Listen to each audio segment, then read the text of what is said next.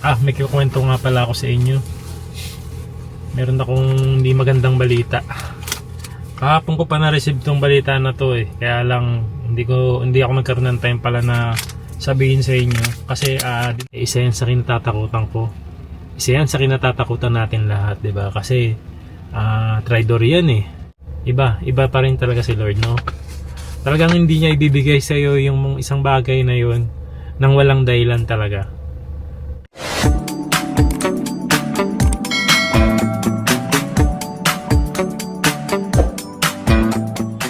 Ayan, so magandang araw po sa inyo. 3:34 po ng hapon. Kakatapos lang po ng trabaho ko, ayan. Naglalakad na ako papunta ng parking. Tapos pauwi na rin po. Ayan, magandang hapon po. Kakatapos lang ng trabaho. Di bali, after ng trabaho, papahinga muna ako 5 to 10 minutes. Habang nagpapahinga ako, kwentuhan ko kayo. Ngayong araw, posible pong umulan ng snow. Umulan ng snow, tama ba? Posible pong mag-snow ngayong araw. Ayan. Kala namin tapos na ang winter season kasi kahapon sobrang init, 19 degrees, 'di ba? Napanood niyo yung last video natin. Tapos biglang bumaksak sa 6 degree.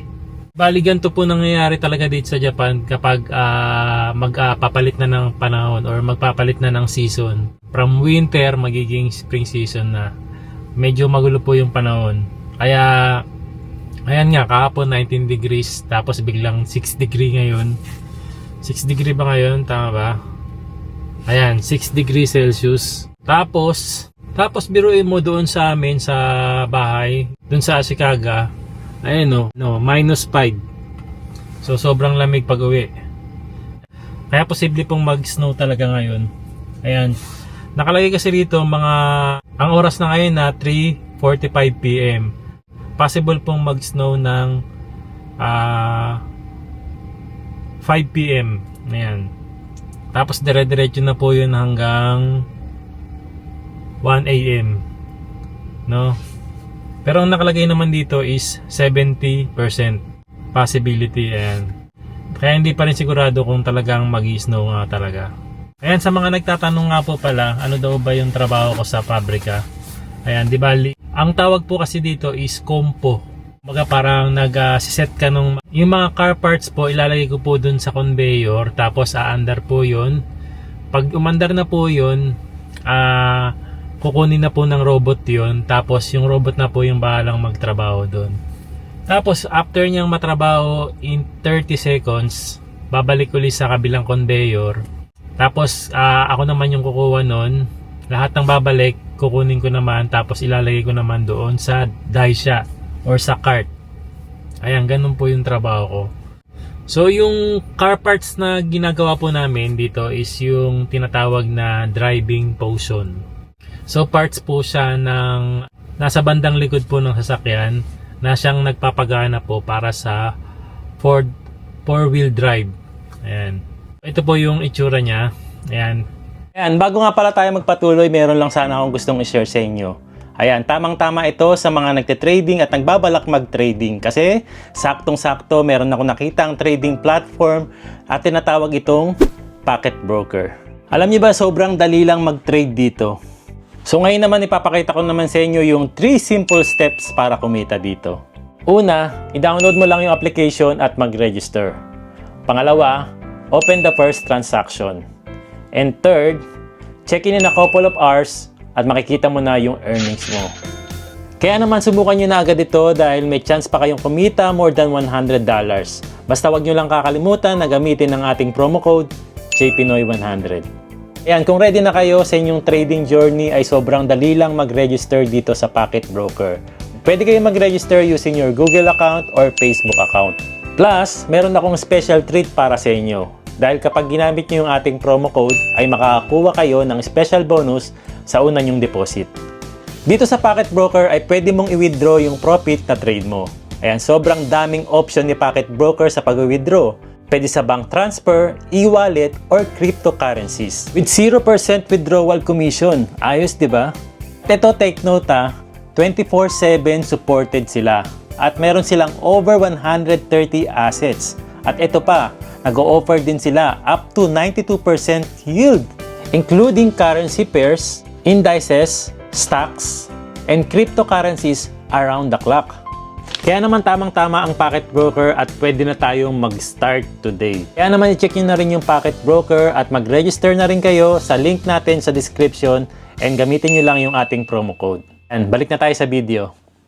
Yan pong mahaba na yan po yung sinasalansan ko or kinokompo ko. Tapos ang timbang po niya siguro nasa 3 kilos, 4 kilos isang parts na yun. So yun, mabilisan kong nilalagay yun sa conveyor. Tapos mabilisan ko rin kinukuha sa conveyor. Kaya medyo nakakapagod siya kasi biruin mo 3 kilos ng 3 kilos yun.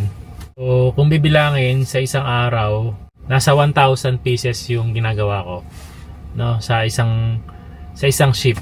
So 1,000 times 3 kilos, sabihin mo na nasa 3,000 kilos yun, no. So ano yung ginagawa ng robot doon sa parts na yun? Doon sa pwesto ko, 3 pwesto kong ginagawa.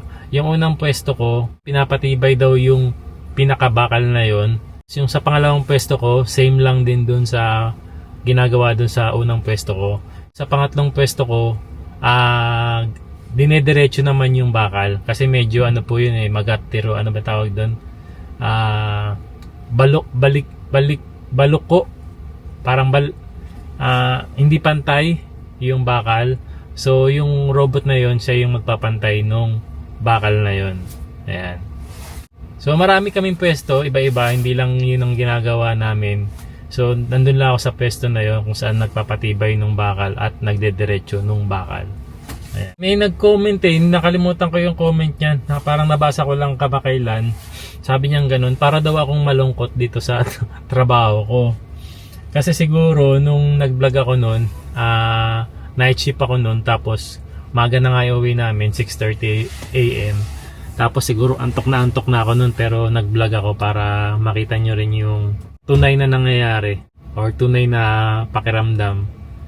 Yun, siguro parang hinang-hina na kasi ako noon, antok na ako. Pero nag-vlog ako para makita nyo nga po. Ayun. So anyway, uwi na muna ako. Nasa bahay na sila Aya sa kasi yun na Chang. Ewan ko lang si Kuya AJ kung maaga siyang makakauwi ngayon kasi lagi ring may basketball training after ng class nila Ayan, kapag pala nag-snow mamaya papakita ko din sa inyo. Ayan medyo makulimlim na yung kalangitan. Dito na ako sa bahay. Tadaima!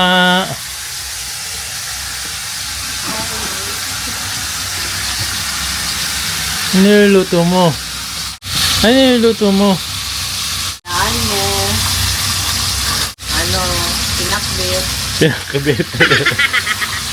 Ang bango?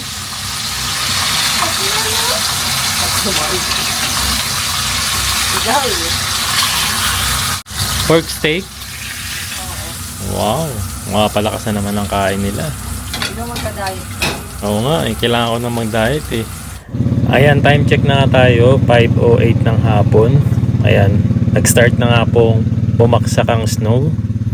Medyo mahina pa lang siya, pero kapag nagtuloy-tuloy ito mamaya at sigurado punong-puno na naman yelo ang mga sasakyan, ang bubong. Lalo na nakita natin sa weather app, di ba? Parang hanggang 1 AM magi-snow, kaya sigurado marami ito mamaya. Update ko kayo mamaya uling gabi.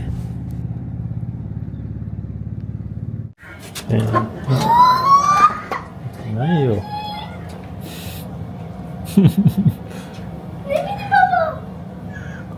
Ano yun Meteo, kuruma.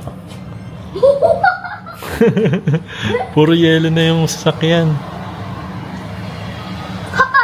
Papa mo? Lagot, bukas. Naku, puro yelo na yung sasakyan.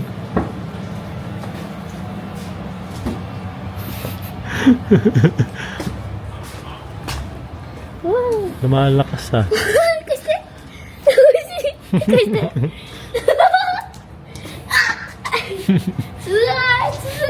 Tingnan mo yung tsura mo, puro yelo na yung ulo mo. Dito ka dali. Lagot ka sa mama.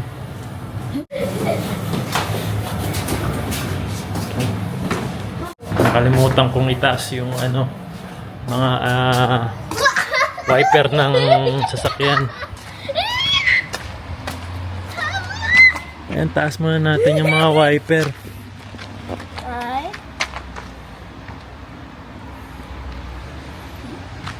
No.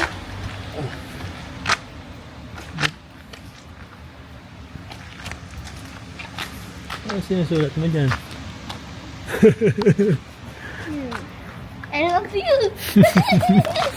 Dada mo toti? Yeah. すごいでかっお掃除タイム Ang tagal hindi nag-snow, ano? Ayan. Pati yung wiper ng kay Mama Aya. Grabe, oh. Tadaan! でかい冷たいパン見て触って Oh, sabit.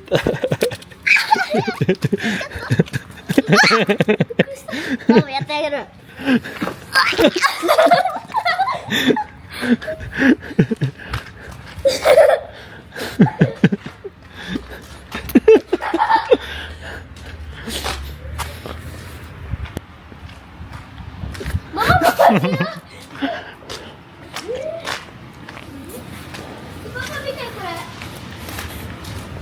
Be! Na? Ano sorry? Ayan, sabi ni Yuna Chang, tutulong daw siyang maghugas. だってさ、前もさ、あれ、練習したいって言ってた。 Ayan, hinugasan ko na, sinabong ko na yung mga ano, binabanlawan na lang niya. これどうする Dun, sa may ilalim. So, sta. So. Dajabu yun, sa mama.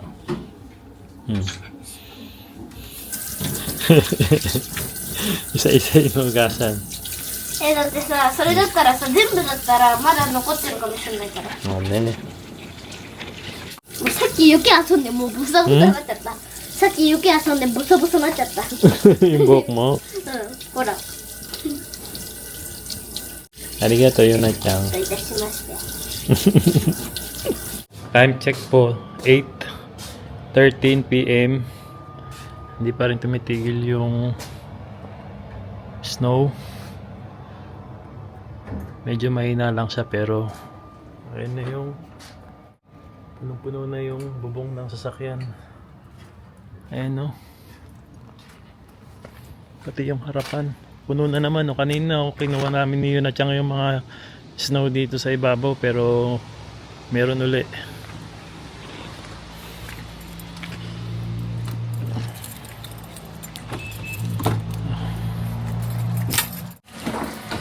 Ayan. Magandang araw po. 5:32 po na umaga. Pasok na po ako sa trabaho. Ayan.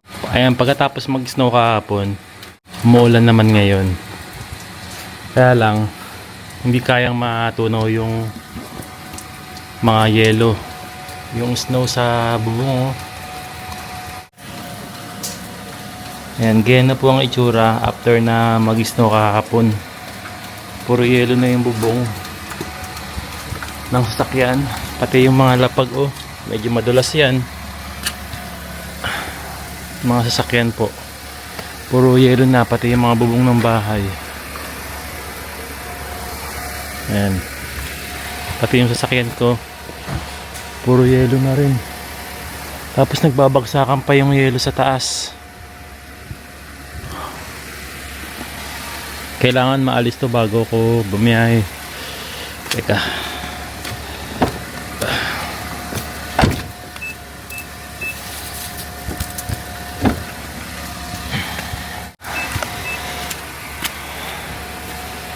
Ay.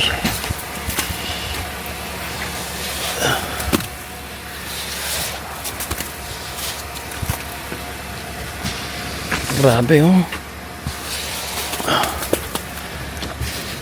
Oh.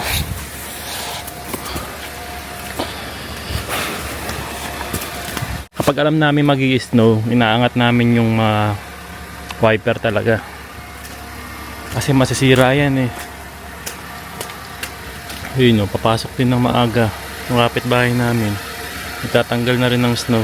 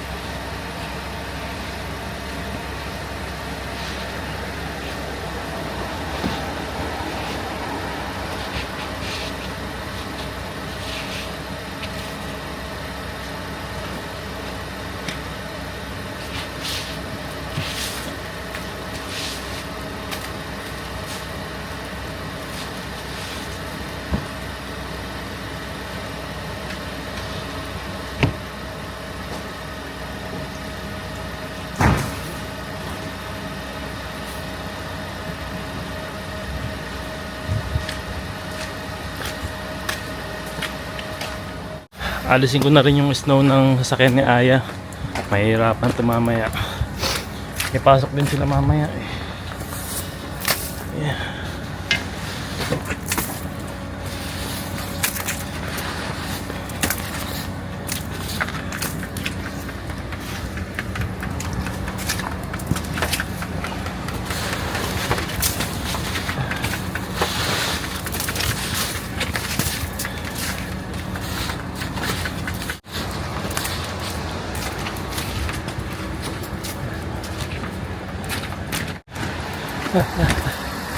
Naninigas na yung kamay ko.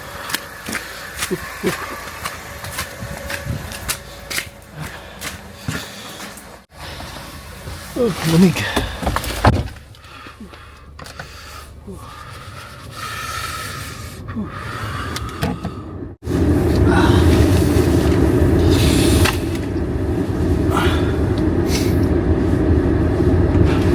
Naninigas yung kamay ko. Ayan, time check 5:38. Pasok na muna ako. Kailangan magdahan-dahan kasi medyo madulas po ang daan ngayon. Eh hindi naman po ako naka winter tire. Kaya Lord, sana maging safe yung pag-drive natin ngayon.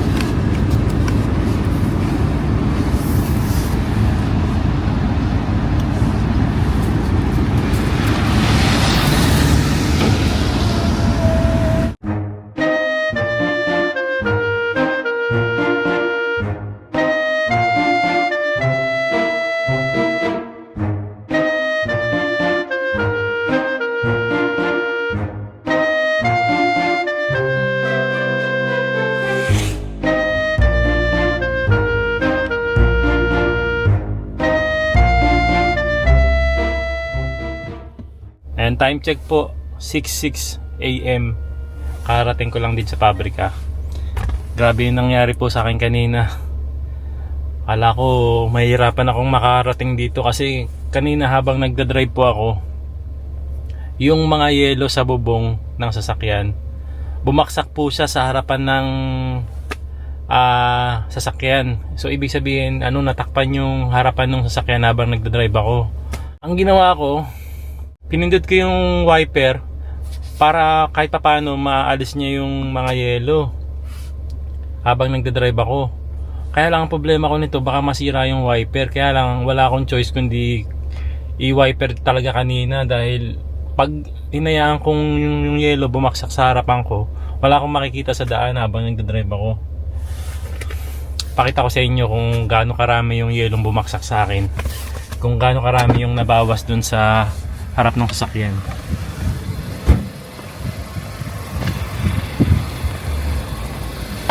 Halos lahat pala bumaksak ko. Nawala lahat ng yelo sa taas, bumaksak dito kanina. Ayan oh, ito na lang yung natira. Kasi pag nag-i-stop, ginagawa ko, bumababa ako tapos tinatanggal ko lahat yung nasa harapan. Ayan oh. Umangat na yung wiper ko dito oh. Naku, parang nabali ah. Oh, patay. Oh, naipit lang dito.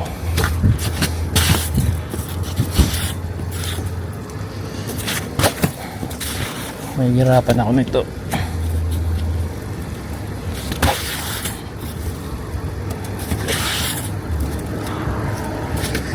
Ayun, naipit dito yung wiper.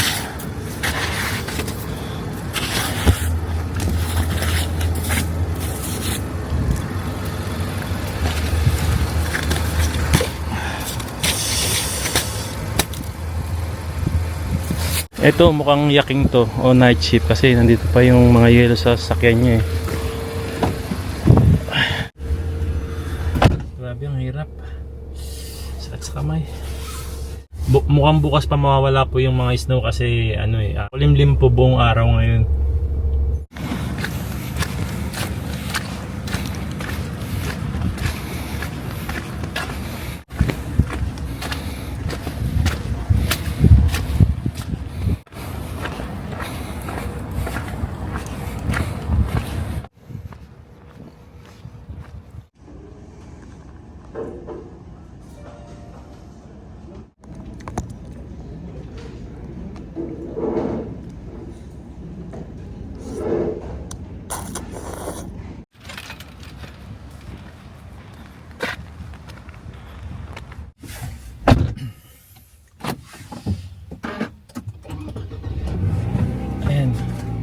Karisama des minasang kakatapos lang po ng trabaho and time check 3:47 PM.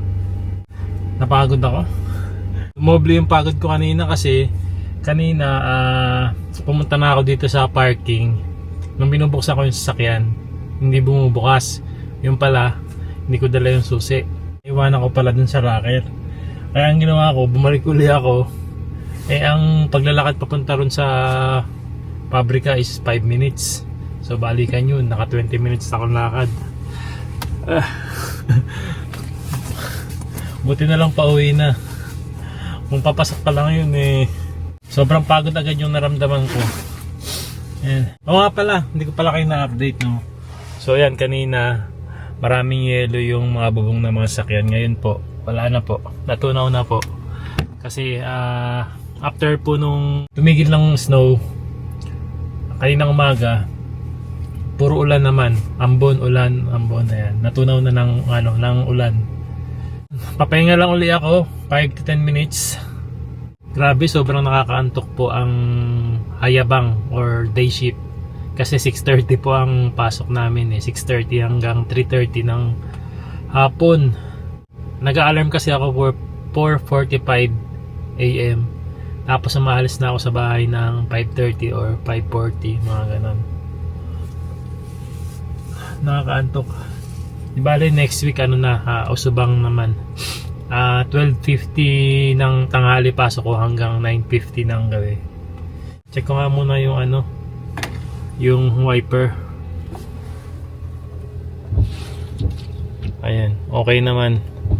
Wala naman ako naririnig na parang may gasgas. May kikwento nga pala ako sa inyo. Meron akong hindi magandang balita. Kahapon ko pa na-receive tong balita na to Kaya lang hindi ako nagkaroon ng time pala na sabihin sa inyo kasi dinoble check ko talaga siya kung ano nga ba talaga yung resulta. Talagang hindi maganda po talaga yung balita na i-share ko sa inyo, na ikakwento ko sa inyo.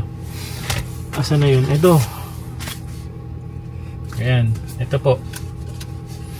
Ito po ay binigay ng aking kasya ko. And ito po ay resulta noong kay Consinda, yung check up ko po. Naalala niyo po ba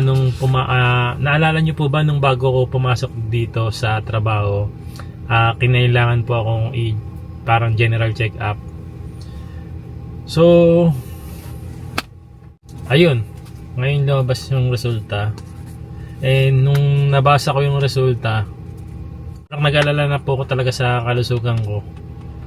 At kailangan nang mag-ingat. Kasi last December 2023, dun sa dating pabrikang pinapasukan ko, nagkay-consinda na rin ako. Kung naalala nyo po yun, blinag ko rin po kasi yun eh. Ang naging resulta po nun, ang naging problema sa akin nun, mataas yung cholesterol ko. Although hindi naman po sobrang taas, pero lumagpas na po siya sa normal level. So ngayon naman po, yung naging resulta nung cholesterol ko, naging normal na po siya. Pumasok na po siya sa normal level. Bumaba na po yung cholesterol ko, naging okay na po. Tapos okay din po yung sugar ko. Okay naman daw po yung mata ko, left and right. Wala namang problema. 0.9 po. Tapos yung blood pressure ko, ayan, 118/62 po. Tapos yung red blood cell ko, pasok naman siya sa normal level. Yung hemoglobin, pasok naman po sa normal level. Yung B-sugar ko po, pasok naman po siya sa level na yon. Mababa pa nga po yung aking sugar. Kasi isa yun sa pinag-aalala ko eh. Baka tumaas yung sugar ko eh. Kasi medyo napapadalas din po yung pagkain ko ng matatamis. Pero hindi naman po tumaas yung sugar ko. Pero mag-iingat pa rin ako sa mga matatamis. Kailangan na pong mag-ingat dahil dun sa naging resulta ngayon na kinabahala ko po. Ito po. Ayun nga po, yung cholesterol ko okay na. Yung urinary protein okay na. Yung urine occult blood okay naman po. Yung chest x-ray ko okay naman po. Wala namang pong problema. Ito lang yung naging resulta na medyo nag-alala ko. Itong obesity level. Ayan. Weight loss due to obesity tendency daw. Ayan. Yun ang sabi. Siguro medyo kasi dahil tumaas yung timbang ko. Pero bakit sinasabi rito weight loss? Tapos obesity. Tumaas po kasi yung timbang ko. Naging 82.1 ako yung timbang ko ngayon. Ang normal kasi talaga ng timbang ko lagi is 75 to 80. Mga ganun po. Sa height ko na 175.6. Isa pang resulta is meron pa akong nabasa na there is a risk of lifestyle related diseases. Ayan, so sa lifestyle nga siguro yung sa pagkain ko, no exercise, ayan. Kaya nagkasabay-sabay at medyo naging kampante ako. Isa yun sa mga babaguhin ko. Then ito yung pinaka nag-alala naman talaga ako, itong BTG na tinatawag, no? Nung sinearch ko siya kung anong ibig sabihin ng BTG, ito daw po yung triglycerides test. Ayan. First time ko siyang marinig. And ayun, nung nabasa ko to, yung triglycerides test measure the amount of triglycerides in your blood. High triglyceride levels may increase your risk for heart disease. Ayan, ayun yung pagkakabasa ko. So, heart disease. So, anong magiging epekto nito sa akin? So, nagbasa uli ako kung ano yung magiging epekto nito. Parang nag-alala ako sa nabasa ko kasi ito.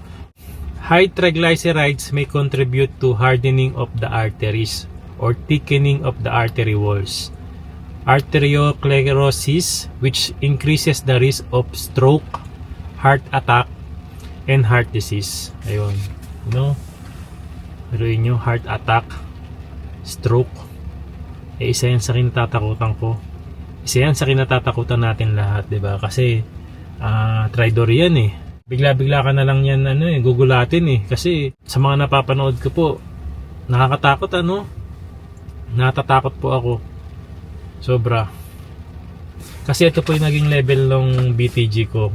From 30 to 149, umakyat po ng 256. Kumbaga dumoble po yung taas ng level, ng normal level po.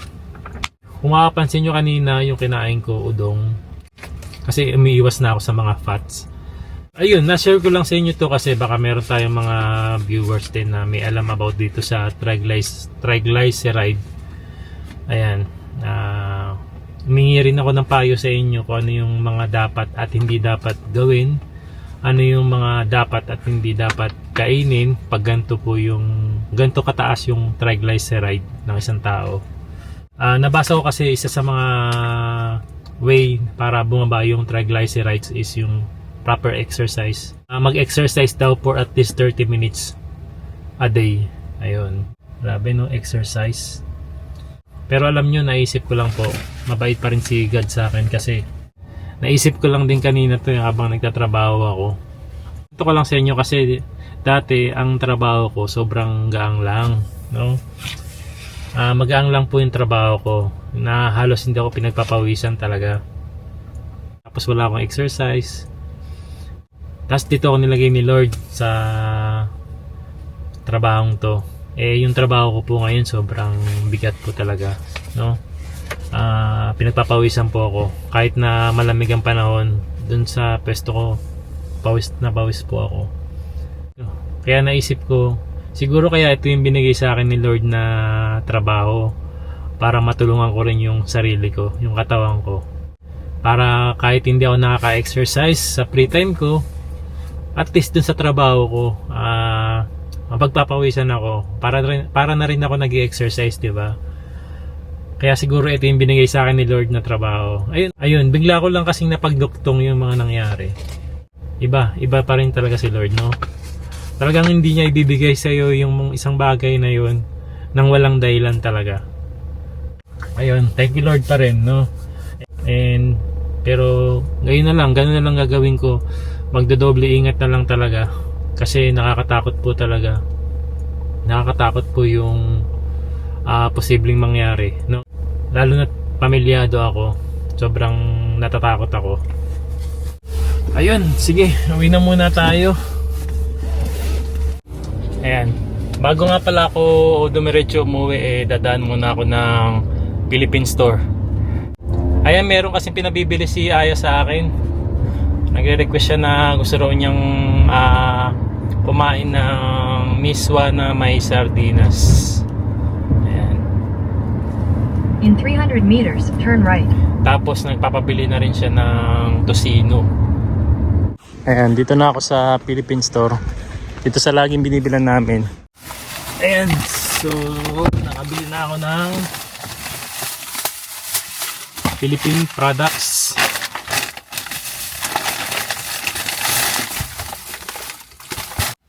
Daing na bangus. Ganyan siya kalaki. 1,300 dalawang piraso. 1,300 yen. Tapos bumili rin ako ng tinapa. Ayan. Di bali 8 piraso siya. 1,300 yen din. Mga nasa 500 grams. Tapos yung request ni Aya, ayan, tocino. Tapos yung request ni Aya na miswa. Tapos eto, Skyflex kondensada, 490 yen. Etong Nova, 290 yen po ito. Magkano ba natin sa Pilipinas yung Nova? Nakalimutan ko. Tapos pancit canton, sweet and spicy, 130 yen isa po. Tapos ayan, coconut juice, bumili akong 3 piraso, 180 ang isa. Tapos ayan, natutuwa si Aya dito kahit hindi niya request to, alam ko magugustuhan niya to. Leche flan, medyo pricey nga lang. Tapos bumili rin ako ng puto bongbong. Tapos may palibre si ayan, 3 saging. Medyo hinog na kasi siya eh. Ayun lang, tapos uwi na tayo. Kayo, yung mga kababayan natin nasa ibang bansa, ano yung mga namimiss yung pagkain kapag hindi kayo makauwi sa Pilipinas? Kami, ito yung mga namimiss namin.